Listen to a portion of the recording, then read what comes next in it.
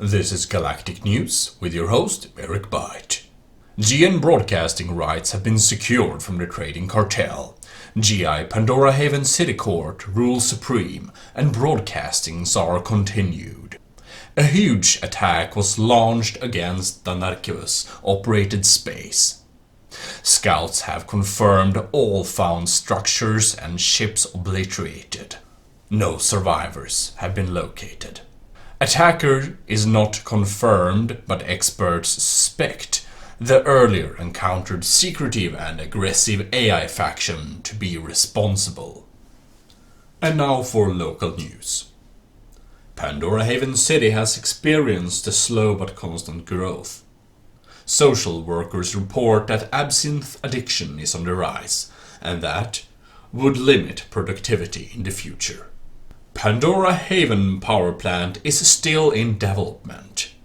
Where are the investors? Where are the supplier? Asks Xaberkrow, head engineer of GI. Investigations and legal action against business partners to GI are undergoing.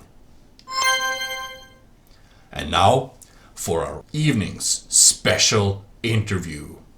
Our clerks and monks have summoned the Schema.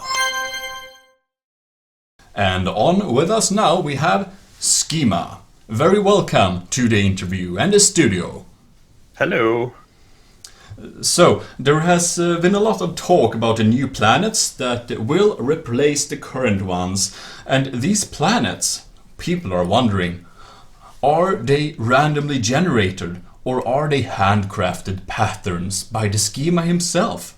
And how does all this work? They are completely randomly generated again. The main difference is that the plates now actually fit together perfectly. There is a continuous generation, so all the planets will look a lot more rounder and a lot more harmonic together. There's no more planet core, so you can dig right through the planet. And there will also be caves that go right through the planet.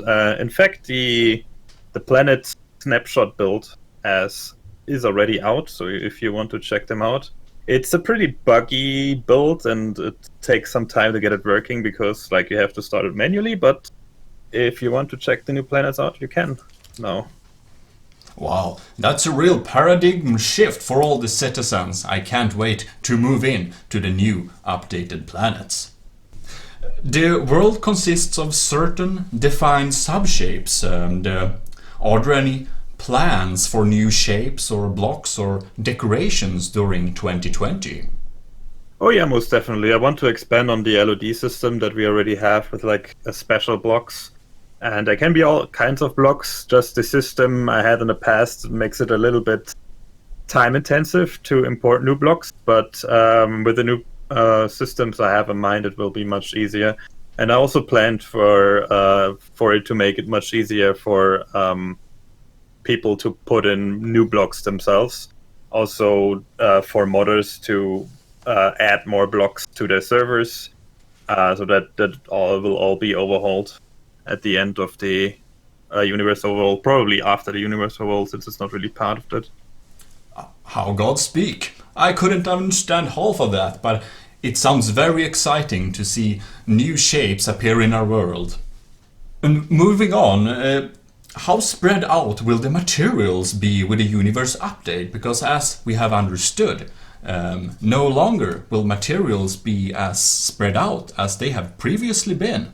So essentially, what I'm aiming for gameplay-wise is for there be a big difference between personal mining and the mining that will then be done by your population, which would be called indirect mining.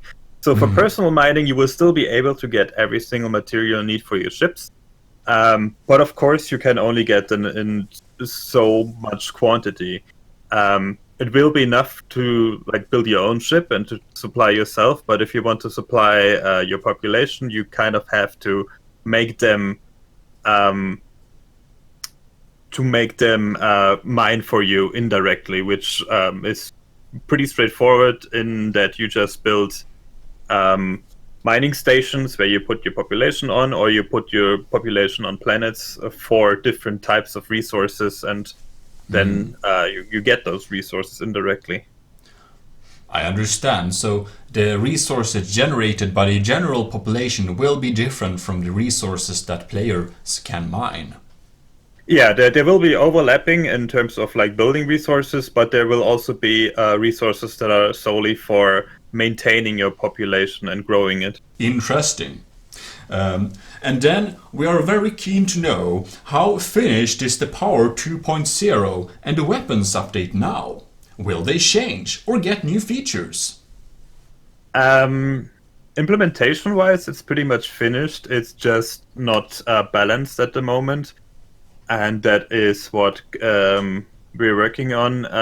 The small change will come still to the shield system, which I will make more customizable. I will switch from a sphere shield to a not square but a rectangle kind of shield, kind of like the very old docking zones, where you can then determine where exactly you want your shield and how big it should be.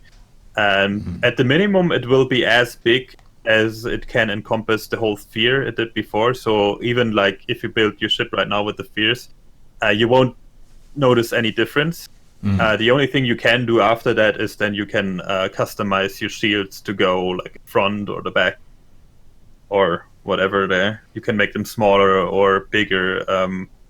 Well, not really bigger, but like you can make them expand as far as they go, or like make them smaller if you like.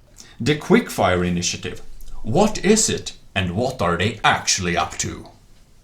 So essentially what I said earlier with balancing the Weapon 2.0 or Power 2.0 system is in the works, and they are basically the main guys that are doing it. And it's just a group of players that have come together to find a good configuration and a good balance that works for most people, because like you of course cannot make something perfect for everybody, as we all know.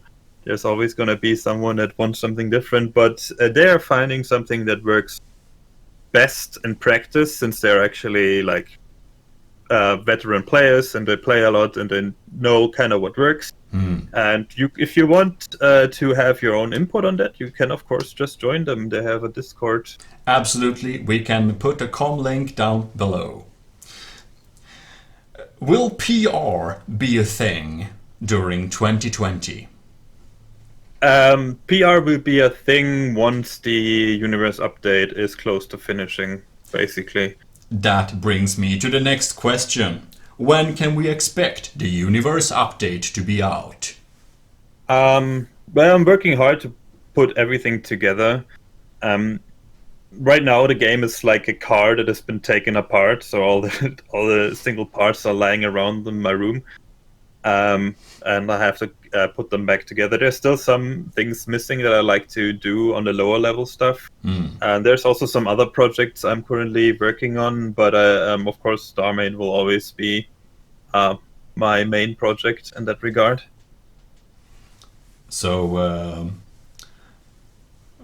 when can we expect the universe update, would you say? Or is it impossible to answer right now? It's pretty impossible. I hope that I can get it done in 220. Like that's my main goal, to get it done in 220, but I will do my very best to do so. There is a clear road to finishing it laid out with the universe reshaping and everything. I understand. Hopefully during 2020, but no promises. Yeah. I will really do my best to do it, and it's really realistic. Also, like it's not a promise, but it's really realistic. But of course, I cannot just make the promise, because there's always gonna be that little factor that can make stuff take very, very long. Well, all the citizens just have to pray to Schema, and we'll hope it works. And that also brings me, are there any new estimation of the final completion date of StarMade? So after Universe Update, then it's pretty much almost beta time, plus minus a few minor things. And for me, the beta was always basically feature complete, which means there are only minor things and content missing, like for example putting in all the sounds, like completing different systems, working on small stuff in the graphics, and of course all of the bug fixing, but nothing major anymore. So for my beta, I hope will be relatively short compared to other games, because like there's really only the bug fixing there anymore. I'm not gonna declare beta with half the game missing. That's just not something I wanted to do ever. Yeah, and I've as said, like I'm still working also on other projects, because like financially there has to be also some stable conditions. And for StarMade itself, as said, I will always consider that my main game. And this is just the game I want to make. Like I don't even care if it's like gonna be big or whatever. I just want to make this game. That's all there is to it, like, anymore. And I'm gonna make it. And even if it has to be delayed because of other things I have to do to keep afloat, then that's so be it. But I'm gonna make this game, and nobody can stop me. Well, that sounds really good, because of course all the citizens living in this universe does not want to live in an incomplete universe, if you understand. Yeah, of course. Well, Schema, our beloved god, thank you very much for participating in this interview. Yeah, happy to be here. Over to space weather news and the economic update. Pandora Haven's space sun has been stronger than normal, with some minor solar flares and stronger cosmic background radiation than normal. We would advise citizens to use proper protection when going outside. For the current stock market, we have Gmodism Industries down 0.5% due to the lack of progress with a new energy for Pandora Haven Stellar City. Orion combined rises with 2% after securing some currently unknown deals. Anthros Fleetworks is down 2% since last time, because Anthros has not been seen in the city for a good while, and investors are wondering what's happening. Some are getting cold feet, since the captain were scheduled to be in the city for an important meeting next Sunday. And that's all for tonight. Eric Byte, Galactic News.